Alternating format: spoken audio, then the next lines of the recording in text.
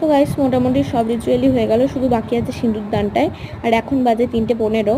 তো আমরা চেঞ্জ করে ফেলেছি।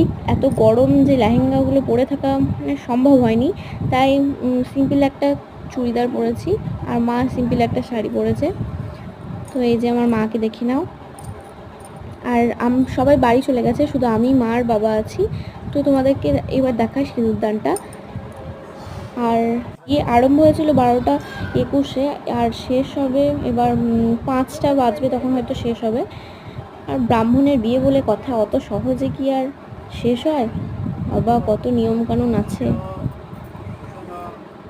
তো এই যে হোম হোম জ্বলছে, দাদা হোম করলো, এবার সিঁদুর দানটা হবে।